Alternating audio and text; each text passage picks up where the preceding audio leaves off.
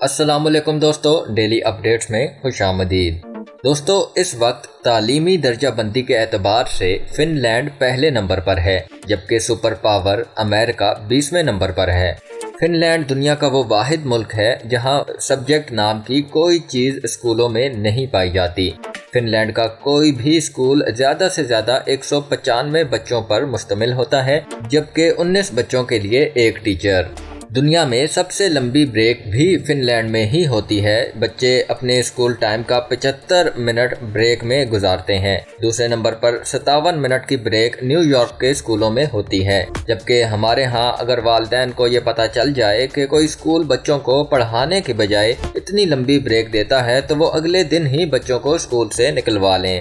خیر، آپ دلچسپ بات ملاحظہ کیجئے کہ پورے ہفتے میں اسکولوں میں محض 20 گھنٹے پڑھائی ہوتی ہے، جبکہ اساتذہ کے 2 گھنٹے روز اپنی اسکلز بڑھانے پر صرف ہوتے ہیں۔ آپ جاپان کی مثال لے لیں۔ تیسری جماعت تک بچوں کو ایک ہی مضمون سکھایا جاتا ہے اور وہ ہے اخلاقیات اور آداب۔ حضرت علی رضی اللہ تعالیٰ عنہ نے فرمایا، جس میں ادب نہیں اس میں دین نہیں۔ مجھے نہیں معلوم کہ جاپان والے حضرت علی کو کیسے جانتے ہیں اور ہمیں ابھی تک ان کی یہ بات معلوم کیوں نہ ہو سکی۔ بہرحال اس پر عمل کی ذمہ داری فی الحال جاپان والوں نے ہی لی ہوئی ہے۔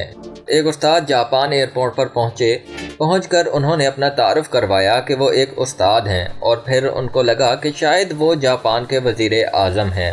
اشفاق احمد صاحب کو ایک دفعہ اٹلی میں عدالت جانا پڑا اور انہوں نے بھی اپنا تعارف کروایا کہ میں استاد ہوں۔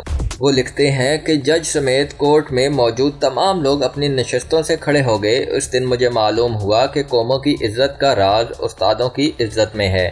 یہ ہے قوموں کی ترقی اور عروج و زوال کا راز۔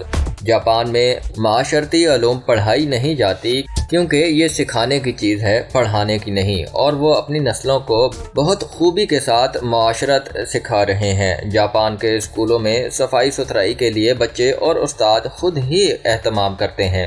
صبح 8 بجے اسکول آنے کے بعد سے 10 بجے تک پورا اسکول بچوں اور اساتذہ سمیت صفائی میں مشغول رہتا ہے۔